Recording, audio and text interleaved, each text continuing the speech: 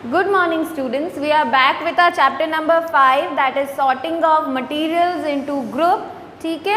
In the previous class we have discussed about various properties of material. Sorting करना क्यों ज़रूरी है, materials की property क्या होती है, जिसमें we have discussed about the hardness, luster, ठीक है, transparency, and also we have discussed about the states of matter.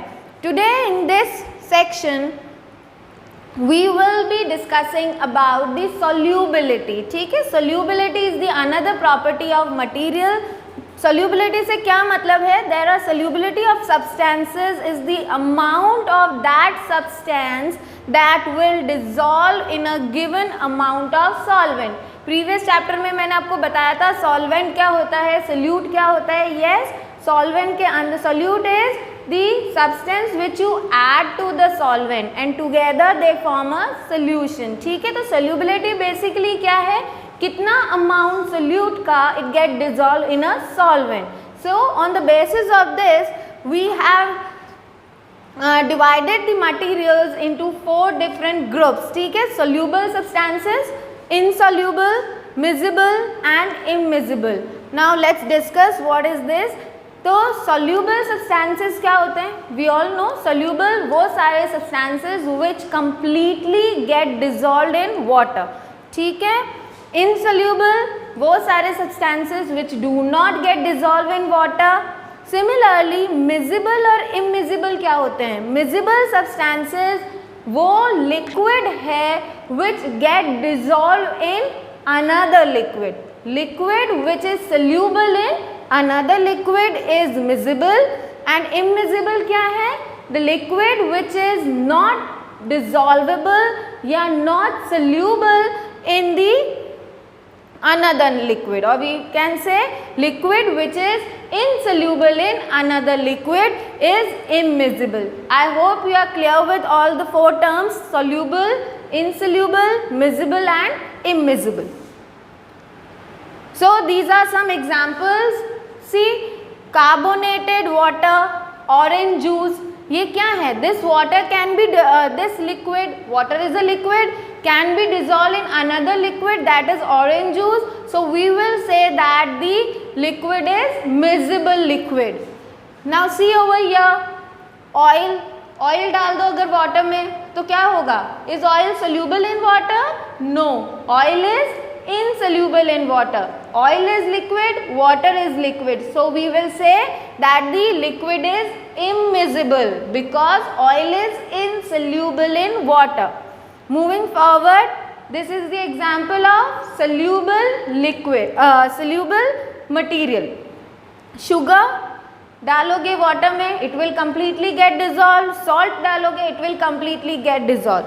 On the other hand अगर आप वाटर के अंदर सैंड डालोगे, does it get dissolve? No, it will not get dissolve, it will sink at the bottom. So this is the example of insoluble substances. Okay, so यहाँ तक हमने बात की solubility. Now moving further we will discuss about flotation. Flotation से क्या मतलब है? We can understand from this term only, float. So there are certain material जो float करते हैं on the surface of water and there are some material which get sink in the water. ठीक है, example क्या लेंगे? Example wood ले लो, feathers ले लो, कोई plastic की bottle ले लो. What it will do? They will float on the surface of water. Whereas if you take any stone या coin या कोई भी metal की चीज़, it will get sink under the water. So this exactly is the flotation. So property of material in which there are certain material which float on the water and certain which get sink. Okay, attraction toward magnet. आपको पता है कि कोई भी चीज़ जो magnet attract कर सकती है या मैग्नेट की तरफ attract, material that are attracted to the magnet is the magnetic material. Iron की कोई भी चीज़ अगर आप लेके आते हो मैग्नेट के पास, तो मैग्नेट क्या करेगा? मैग्नेट की तरफ वो आयरन अट्रैक्ट होगा. So iron is the example. Similarly cobalt और निकल के बने हुए जो मटेरियल्स होते हैं, they also get attracted toward, you can write down nickel iron and cobalt. तो ये सारे जो हैं मेटल्स, ये क्या है, they have the property to get attracted toward the metal, ठीक है। Now conduction of heat, what do you mean by conduction of heat is, सबके घर में प्रेशर कुकर है या फिर कोई भी यूटेंसिल जो कि मेटल का बना हुआ होता है, यू ऑब्जर्व दैट कि जो उनके हैंडल्स होते हैं they are basically either made up of wood और they are made up of plastic. क्यों होता है ऐसा, क्योंकि जब आप उस यूटेंसिल को जब आप गैस पे रखते हो सो दैट जो हैंडल होते हैं वो गर्म ना हो, ठीक है, that is why they are made up of plastic. What if they are made up of any metal, तो you can not hold that utensil, yes. तो this is exactly the conduction of heat, वो सारे material जिसके through heat flow कर सकती है, all those material through which the heat can flow, they are the conductors, ठीक है, heat flow कर सकती है इनके थ्रू। और जो प्लास्टिक, एग्जाम्पल क्या दे सकते हो आप इसके अंदर, ऑल दी मेटल्स, मेटल्स जो भी हैं they are the conductors of heat. On the other hand insulators, insulators क्या होते हैं, वो सारे material which do not allow heat to flow, do not allow heat to flow, तो जिसकी वजह से हीट फ्लो नहीं होती है। तो एग्जाम्पल क्या दे सकते हो, the example could be plastic और वुड, यस और नो। तो प्लास्टिक और वुड या जो भी आपके हैंडल बेसिकली बने होते हैं, they are the insulator, so that वो गर्म ना हो, हीट फ्लो ना हो, ठीक है। तो this exactly is the conduction of heat. Moving further with conduction of electricity, similarly जैसे हमने हीट के कंडक्शन में बात की थी कि जिसकी वो सारे मटीरियल जिसके थ्रू हीट फ्लो कर सकती है, दे आर कंडक्टर। उसी तरीके से वो सारे मटीरियल जिनके थ्रू इलेक्ट्रिसिटी फ्लो कर सकती है, they are the conductors, yes, and all those material through which the electricity cannot flow, they are the insulators, ठीक है।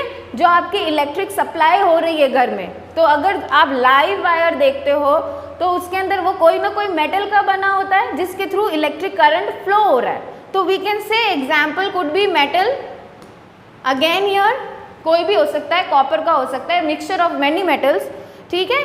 और फिर उन वायर्स के ऊपर you see there is the coating of plastic, क्यों की जाती है, ताकि आपको शॉक ना लगे। So plastic is here and insulator. तो I hope it is clear. Conductors क्या होते हैं, जिसके थ्रू इलेक्ट्रिसिटी फ्लो कर सकती है, एंड इंसुलेटर्स जिसके थ्रू इलेक्ट्रिसिटी फ्लो नहीं कर सकती है, ओके। तो examples also we have discussed. Insulators का एग्जाम्पल क्या हो गया, plastics, wood, all these are insulator.